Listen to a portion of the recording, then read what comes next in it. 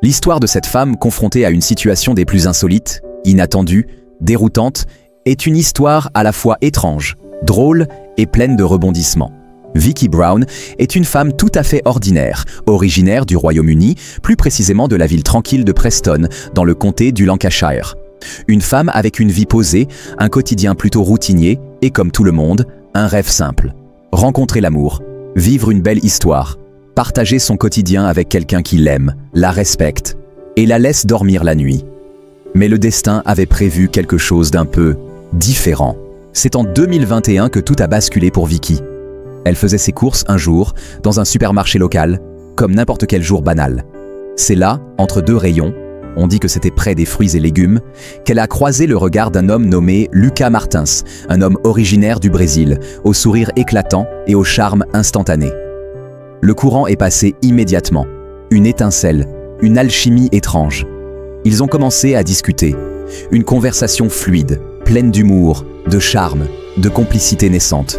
Lucas l'a fait rire et elle a senti, dès les premières minutes, qu'il y avait quelque chose. Ils ont échangé leurs numéros et quelques jours plus tard, leur premier rendez-vous avait lieu.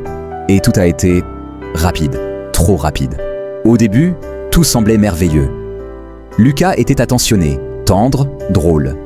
Il parlait anglais avec un accent qui faisait fondre Vicki. Il était élégant, poli, et il avait cette intensité dans le regard. Mais très vite, elle a remarqué quelque chose d'étrange. Lorsqu'ils se tenèrent la main, Lucas semblait troublé. Quand elle le frôlait, même involontairement, il réagissait de manière excessive.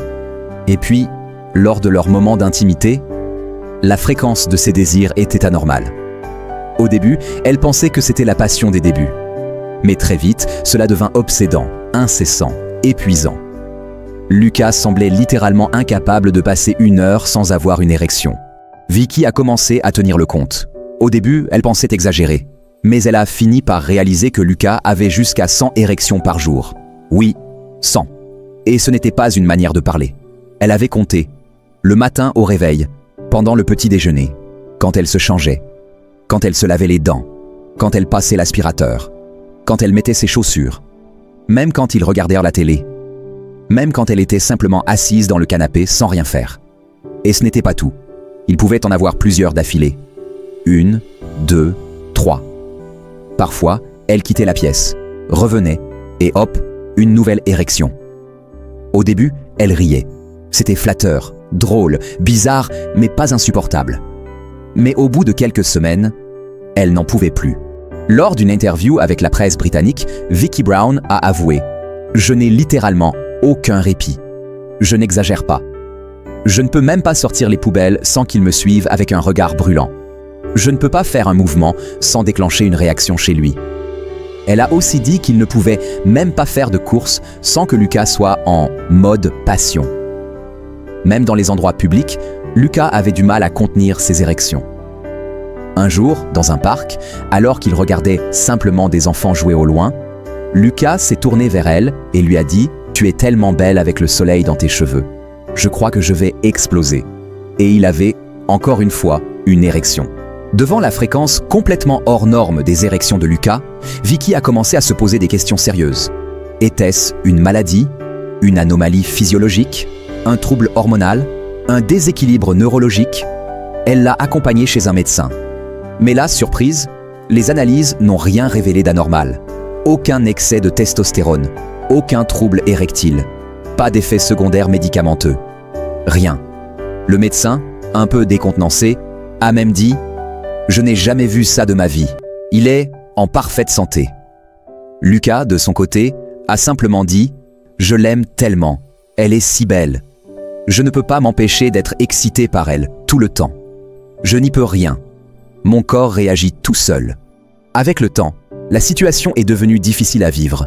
Non seulement Vicki n'avait plus de répit, mais elle se sentait constamment sous pression. Elle ne pouvait plus être elle-même, se détendre, porter un jogging ou un pull informe sans provoquer une réaction chez Lucas. Même au lit, ce n'était plus une question de plaisir. C'était devenu une routine de performance.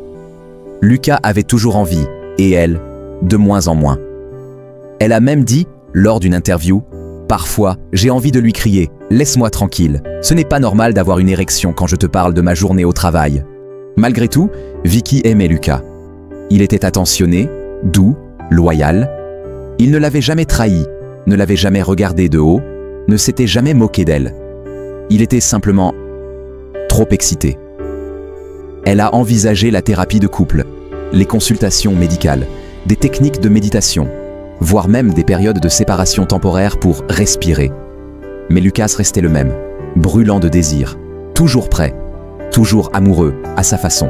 Quand les médias britanniques ont entendu parler de l'histoire, elle est devenue virale. De nombreux journaux l'ont reprise, The Mirror, The Sun et d'autres tabloïds. L'histoire de Vicky Brown, la femme dont le petit ami a 100 érections par jour, est devenue un sujet de fascination, d'humour, de compassion et parfois d'incompréhension. Certains ont ri, d'autres ont douté. Certains ont dit qu'ils aimeraient être à sa place, surtout des hommes. Mais Vicky a tenu à rappeler, ce n'est pas un fantasme, c'est la réalité. Et la réalité, parfois, c'est épuisant. Aujourd'hui encore, Vicky et Lucas sont ensemble. Ils continuent leur histoire d'amour, avec ses défis, ses moments de joie et ses 100 érections quotidiennes. Vicky a appris à prendre du recul, à en rire parfois et à mettre des limites. Lucas, de son côté, essaie des techniques de respiration, de relaxation. Et parfois, il va marcher seul dans les bois pour se calmer. Leur amour est étrange, mais il est réel, unique, incroyablement intense. Dans certaines interviews, elle a avoué que la fatigue mentale et physique liée à la situation l'avait poussée à envisager la séparation. Elle a vécu des moments de doute profond, notamment lors de certaines périodes où elle se sentait littéralement envahie par la sexualité de Lucas. Elle disait parfois se sentir plus comme un déclencheur hormonal que comme une compagne écoutée et respectée dans ses propres besoins. Elle a même confié à une journaliste « J'ai pleuré certains soirs, pas parce que je ne l'aime pas, mais parce que je ne me reconnaissais plus. J'avais besoin de reprendre ma liberté corporelle, mon espace, mon calme. » Car Lucas, malgré sa condition, est profondément amoureux, respectueux, toujours présent pour elle dans les moments difficiles. Il ne la force jamais à rien et essaie sincèrement de se contrôler. Il a même consulté des thérapeutes et accepté de parler de son hyperactivité sexuelle de manière ouverte. C'est donc un équilibre fragile, un compromis permanent. Vicky a choisi de rester, mais avec des limites plus claires, des discussions ouvertes et des moments pour elle seule. Elle n'a pas renoncé à elle-même, elle essaie simplement de faire cohabiter l'amour et le repos.